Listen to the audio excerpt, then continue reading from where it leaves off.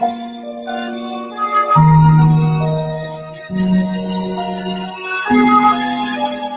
they say you don't tug on Superman's cape, you don't spit into the wind, you don't pull a mask off an old Lone Ranger, and you don't mess around with Jim.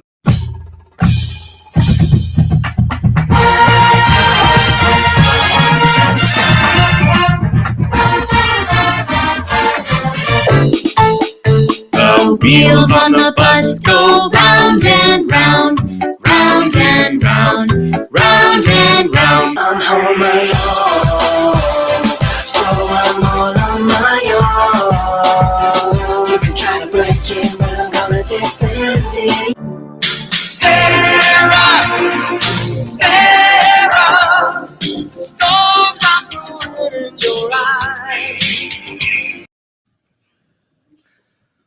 Good afternoon and good morning, everybody. We've got our panel here live on stage and also virtual. My name is Jim Bennett. I'm the Executive Director of Virtual Meetings and Events. And I first want to thank ETP as well as Zuddle for having us here, this panel with us today. And I'm going to start off with a very quick story. About a month ago, the beginning of June, I was on this stage, and that's where I met Rich Tate. And I was interviewing Cassandra Mate, who is the CEO and Executive Director of Visit Orlando. And one of the things that really stayed with me, she talked very personally about how she built her leadership style and that she learned from good and bad. And one of the things I really hope to talk about today are the real things that happen in the real world relating to virtual events and live events and hybrid in the future, so that we can all learn from each other and better the world of virtual events. So at VMEA, my one commercial right here real quick, we are a member-based organization. It's complimentary to planners. We invite you to join at virtualmea.org to continue the conversation and help each other be better, which is something that the meetings and events industry has always done, is help each other learn from each other. So I'm going to start off today, first of all, thanking our panel, and I'll thank you each as we come around. I'm going to start off with Marcus Eng, who is the Senior Meeting Manager with the American Public Transportation Association. And so, Marcus, the first question goes to you because I've known you the longest, and the first question is, just tell us a little bit about your association, its members, and really how your meetings and events are set up. Sure, Jim. Thanks for having me. So American Public Transportation Association, it is what it sounds like it is. It's a trade association representing public transit agencies across the country and in Canada, as well as the allied business partners supporting public transit. So as you can imagine, public transit, if you've ever ridden it pre-pandemic, it's very much a legacy industry, slow to grow and somewhat quasi-government.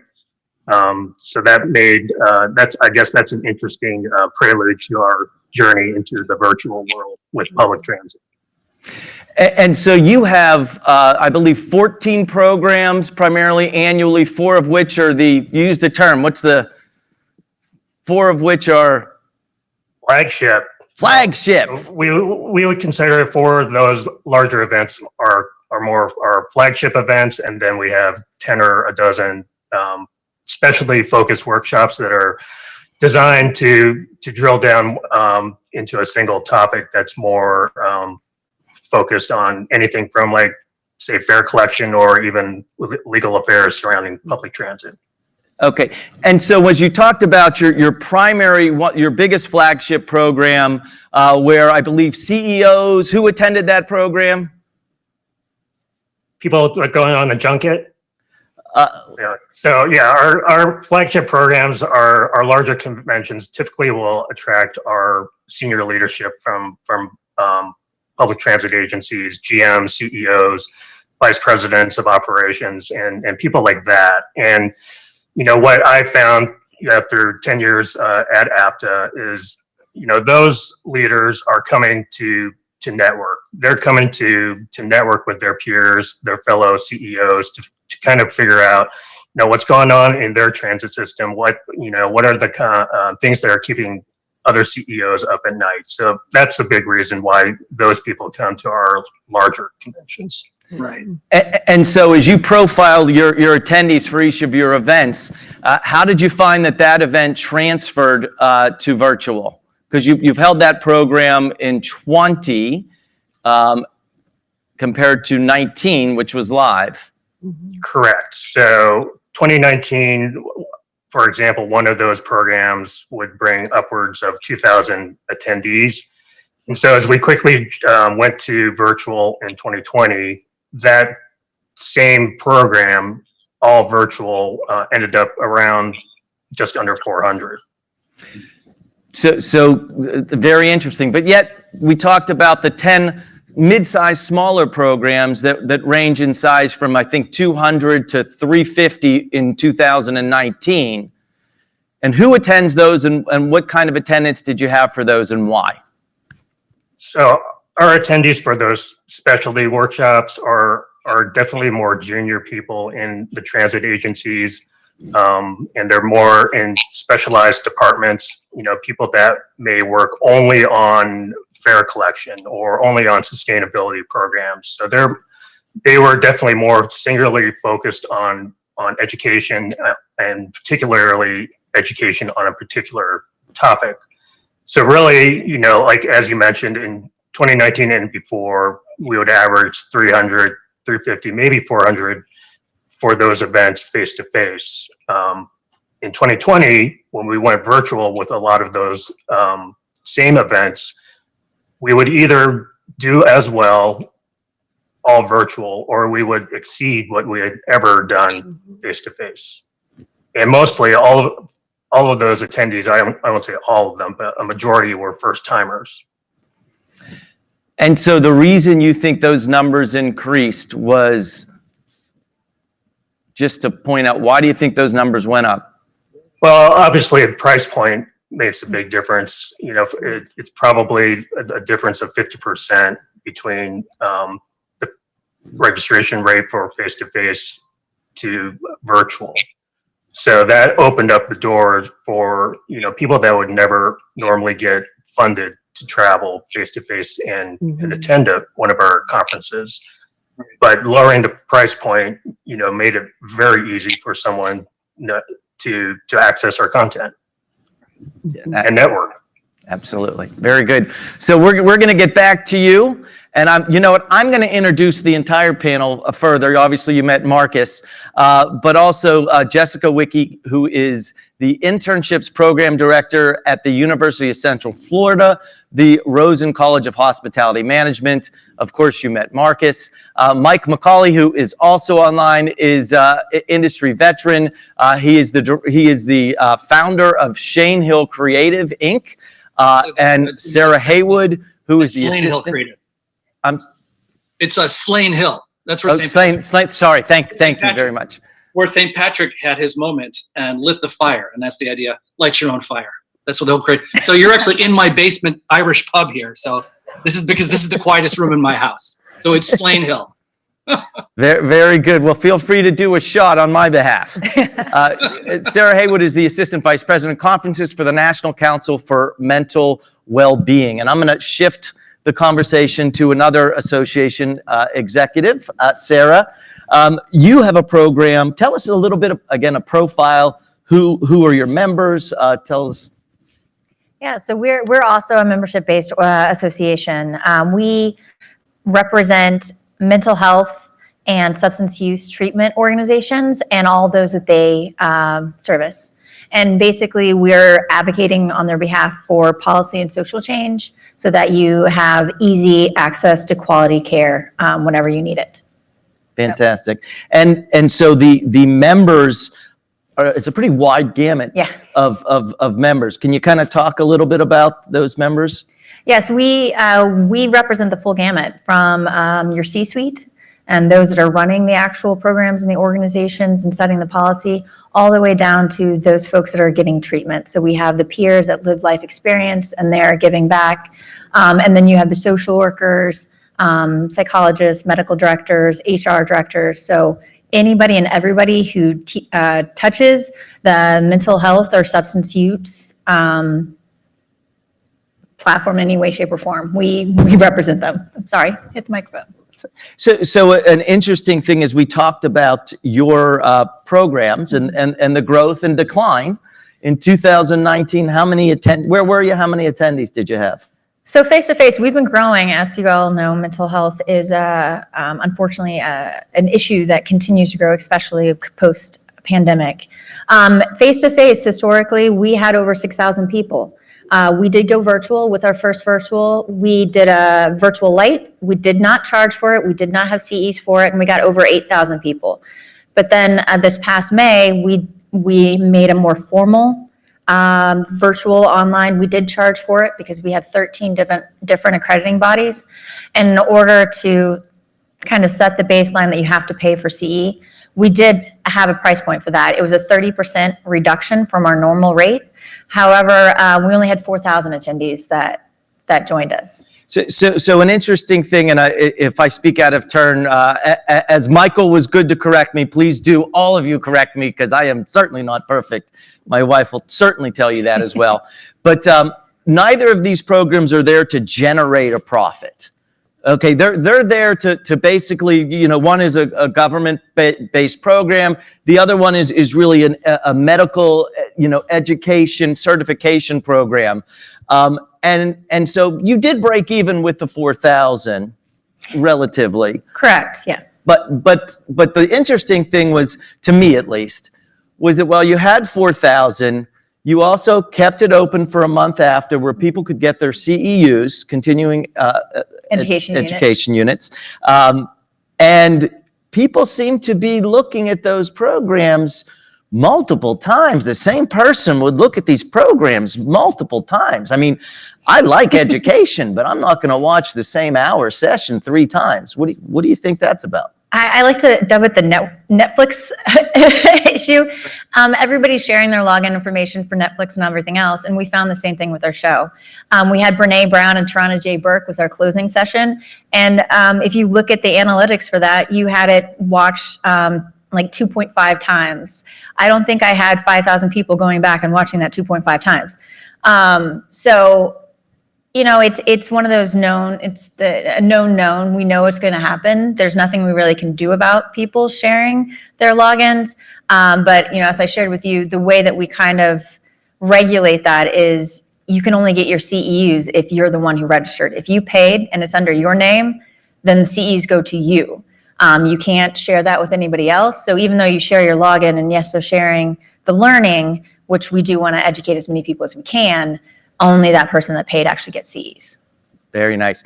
Now, I'm pretty sure that those at home today are not necessarily in a watch party, because then you'd be sharing your lunch, but that's a different story. So Jessica, if I could talk to you, Jessica is, I want to take a little different angle with you, with University of Central Florida, one of the, if not the top hotel school. I'm going to battle you. I went to Penn State, but so that's another subject. We'll talk about that after. Hoosiers, sorry. But over the last year and a half, as our events are about education, but truly UCF is absolutely about education foremost. And so how have things changed at UCF in how you deliver to the students' education? So thank you so much, and thanks for having me today. I'm very excited to be here. And Rosen College of Hospitality Management at the University of Central Florida is actually ranked #1 in the United States and #2 in the world, just throwing that out there. And so we actually have an event management degree along with 4 other degrees. And those event management students, we really had to pivot. We had to look at what is changing in the world during the pandemic. And our students actually produce events on campus. They produce a career fair twice a year in the fall and the spring. Traditionally, that had been done on campus. 100 employers would come, the students would produce the event and execute the event, everything from design to breakdown. Well, that changed. So overnight, we had to go virtual. We had to find a platform, and the students had to learn to produce virtual events. So that really did help, and it changed our mindset, and it changed the way the students looked at the industry. And it really was embracing. And UCF has kind of been ahead of the game because we offer online content. We have a really robust Center for Distributed and Distance Learning. We have all the support system, but the pandemic kind of launched us 5 years ahead of where we would have been. So I think the students, you guys, they're very, very innovative, creative, and they don't fear change. They really embrace it. So it's been good. And now it's a wonderful time for students to learn these new platforms and to learn about Zuddle, to learn about what the meeting industry is going to look like, because it's not going to look like it used to ever again, in my opinion. And I think as to what BJ was saying, what Bader was saying, that there's now a level of inclusivity that we have by providing virtual events. And that's something that this next generation really believes in. Inclusivity and being able to everybody to join in. So I think that this is just the beginning of a really great new era. Absolutely. Thank you for sharing that with us. You also mentioned one other thing. When you have the classes and they're beginning to register for the year and they have the option right now of online and live in person, what are they signing up for? Online. So they have a choice. They have a choice. So we have 3 modalities of which we deliver courses: fully online, mixed mode, which means they go one time on campus, the rest is online, and then fully face-to-face, they're there 2 times or more. So always the online fills up first, then the mixed mode, then the face-to-face. So, but the students, they still want to be engaged. They say they want to be on campus, but they want to be doing other things. They want to be with their student groups and their associations and things. But the learning platform, you said Netflix earlier. It's a Netflix problem, yeah. Honestly, the delivery of content that this new generation expects to be vibrant, exciting, innovative, quick, and full of content. So we will have our next And on demand. and on demand, right? At their timing, Yeah. when they're ready to learn. Not when I say you have to be in my class at 12 o'clock, not 12:01, 12 o'clock, and now you have to sit down and learn for an hour. They'd rather say, let me learn this at my own leisure. And I feel like that offers, as adult learners, kind of their own creative thinking and development at their pace, which will develop them better. Who doesn't want to do things on their time? I think Mr. Hant, never mind, that's a long story. So one of the things that you talked about is really asynchronous events. And really, a lot of people are talking about that. People have different definitions for that. But that's one thing that I really believe from looking at this, that is what the new world is about. And not just in meetings and events like Netflix. Truly watching that show at your intervals, at your times, knowing you can get to it. That brings us to Michael. Hello, Michael. How you doing, Jim? Did I miss a shot? What? No, I'm drinking a little Topo Chico, but hey, you're welcome. Yeah. Come on back there. Come on down. So Michael, you referenced in one of our conversations how we are not saying the right thing about the world. Can you about the virtual industry? Can you expand on that? Yeah, I mean, I could talk.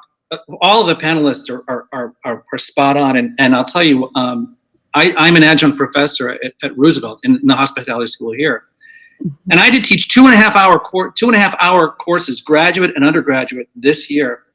And it was like an epiphany. Now, I'm a creative director. I'm a 20-some year creative director. I'm used to, making people excited and getting online. But Jessica, when I taught this class, I mean, I had to bring it. This was synchronous.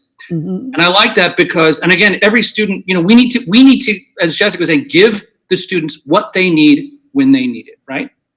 But when it's synchronous, I engage them. I engaged them like I'd never engaged before. And I put presentations together like never, so that I could keep them engaged for 2.5 hours. And boy, it was really something. And you have a little of both. Students want to be at home doing other things, but then there are times they want to be in the classroom with that collective experience. The trick is to give everybody what they want when they want it. And when you talk about like what people say about the whole industry, everyone says, like, what's the future of live events? What's the future of virtual events and this and that? Every event is different. The needs of a trade show are going to be very different than, say, a corporate meeting or a sales meeting. Like when you're doing a trade show, like you bring people together so that they can network and learn, right, and meet and do business. But imagine you're at a trade show and you've got a keynote session. In like 10 minutes, you're about to close a deal. You've got like a great customer there. And you go, you know what? I'm going to just stop this and go to the general session. And then you lose the sale. This is the point. Why is it that we go, whereas when we want to watch Netflix, We go home and download it whenever we want. So the entire industry is changing, and that's a good thing. So to my way of thinking, live is you can't replace it for certain things. Yeah. But virtual, oh my God, for certification, for learning, to rewatch, it's brilliant. But right now, it's kind of the wild, wild west. I think this time of COVID was an experience where everyone was like pushed into virtual. And some did it very, very well, some not so well. And I think the key is we've got wonderful technologists. We've got this great platform that we're using now. Those are there.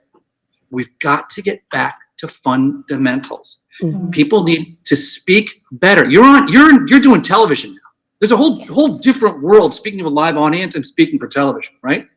And like a celebrity, you need more media training. Like me with my classroom, keeping these young people who have literally worked like a 6 or 8 hour day and then came home and I had to entertain them for 2.5 hours, right? This is the world of college students today, right? Mhm. And so I think everyone's in that boat. The CEOs, the speakers, all that. So we have to reframe our notion of the communication model. So forgive me, I digress, but I could go on about this forever. Very, very good. Thank you. You bring up a point that I think is very relevant, and we saw with the panelists here, which is your reason for having these events. And really thinking about the reason for even within your own association or university dictates really the methods that you might need in choosing the format of your event. And so I'm going to actually test the Zuttel system. The first one to speak wins right now.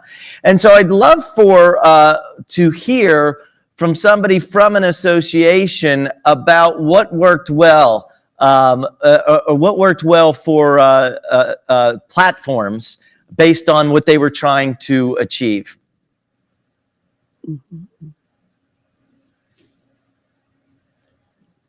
The platform is testing you too because it's live and the first one to speak starts. I thought you were going virtual. Yeah, I thought you were going virtual too. I think you were thinking virtual too. So Marcus, tell me, based on, you've selected platforms for over 15 programs, is that right? Thereabouts, right, Jim. Just to expand upon, I think the point you're getting on, as the pandemic started, I, like a lot of my colleagues, went on a mad drive to figure out what's the best technology out there, what's the best platform that delivers all the bells and whistles. Right. So after a lot of trial and error, after about a dozen or more virtual programs and using 2 different providers, my big takeaway was, the technology on the platform is important, but it's not the end all be all. What's equally important, or maybe even more important, are the other strengths your partner brings to the table. Whether that company has strengths in project management and pre-production editing, or maybe another company has strengths in streaming experience and capabilities, or day of broadcast management. And I found out that really drives your strategy on how you want to produce your event. So if your strategy is all live content, then you're going to want to find a partner that is an expert on streaming and managing people going live. Or if your strategy is I want all my stuff pre-record and do simu-live, you might want to look for that other company that it has a lot of project management expertise, capability, bandwidth, and can do a lot of post-production editing on your pre-record. So that really, at the end of the day, I saw that's how, you've developed your strategy, then you can go search for the ideal partner. And that's not saying there's also ones that can do it all, but by and large, there's going to be strengths and weaknesses as you go from partner to partner. Very good. Thank you. And I would agree with that. It's like, not only do you have to know what your partner's going to be, you have to know your audience, because you're designing, just like you would design a face-to-face show, your audience, you're creating that experience for them. So in the virtual realm, I know what kind of experience I want to create, and I will look at the platforms and see what experience do they have. And not only will I look at to Marcus's point, what they're going to bring to the table as a partner, but also what is that experience that they're going to give to my end user. And we have changed platforms based on that experience. So I think that is another factor you have to throw in there when you're deciding or making your final decision. I have to completely agree with you. We actually hosted our first in-person event since the pandemic called Hospitality Night, and we did a hybrid event, and Zettel was our platform for the virtual side, and it was incredible. It was engaging, and it was user-friendly, which was really important for our target market, and that it was engaging, that they could feel like they were there. So we included pre-recorded content as well as the live event, of which 200 people were at the Orlando Science Center. It was great. And so I think now even maybe non-millennials or Gen Z or even the alpha generation, the older generation, Generation X, going over, they will embrace this technology, and they will be able to understand it because of that ease of use and because of that familiarity. Luckily, with all of the, my grandmother has an iPhone and has a Facebook, right? She's 90. So I think that's where we're moving forward, and with partners that can deliver that content. Say you have a target market that's very diverse, and it's not just looking at college age students, or it's not looking at this age, and to be able to really then give that experience to everyone, every generation is great. Yeah, I just want to mention, everyone, that I think the technology is wonderful and it's great, but we can't lose sight of basic creative direction. I'll give you an example. This year, corporations were doing, these meetings. Instead of having a bunch of people on stage, people were broadcasting from their homes, right? And I saw this. This blew my mind. And they had all these executives from this company broadcasting from their house, right? And just like my background here is my pub, because frankly, it's the quietest place in my house. All these executives had these like palatial estates, right? Like these beautiful homes. So let's say you're a big company and you're going to talk to your sales force about cutting back, right? And managing budgets better, right? And sacrificing. And every speaker had these like beautiful homes. It's like, that's okay. You got to be really careful about that stuff. This is the new world that we're in, right? You are a television producer. So in the vein of the television producer, in the vein of where are things going, let's hope COVID is past. Okay. What are you still doing? What are you still going to do? How has this changed your world or our world forever related to creativity? Mike, let's start with you. What's changed forever? I mean, I think that, look, I think virtual is wonderful and it's a wonderful tool, but remember, it also creates the crave of being together. One of our panelists is in the Mental Illness Association. The numbers, the data is staggering. This has hurt people in so many ways. And we're just learning now about what's happened. So don't think of like, hey, and I think that's a huge misconception. Like it's the Jetsons, like, hey, this is the new meeting. We're not going back. No, it's a phenomenal tool. And we'll use it wisely. It's hybrid, it's virtual when you need it. But it will then create the crave of getting back together. And this is the point, Jim.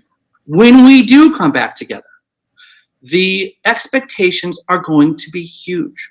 So we had better have excellent, immersive, meaningful, emotional connections when we do. That's what's going to change. I have to completely agree.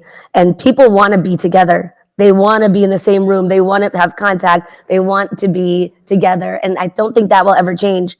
But I do agree with providing opportunities face to face that's immersive and attractive and engaging, but also keeping that virtual content because the new generation, they are very much engaged. And they, like I said, they embrace change. Change is exciting to them. They don't fear it. They want to move forward and innovate with it. So I have to agree with you.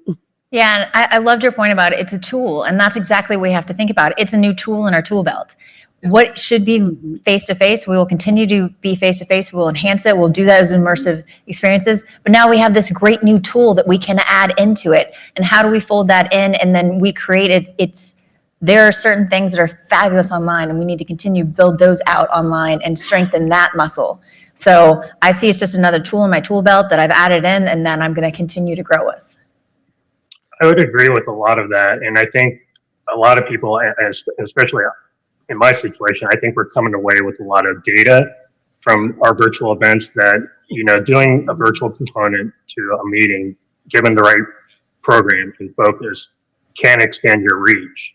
But I think you just have to find the right opportunity and the right production partnership and all of that to make it all work. So I think, in certain cases, you have a lot of data to bring to the table and to figure out the right tool to get it out.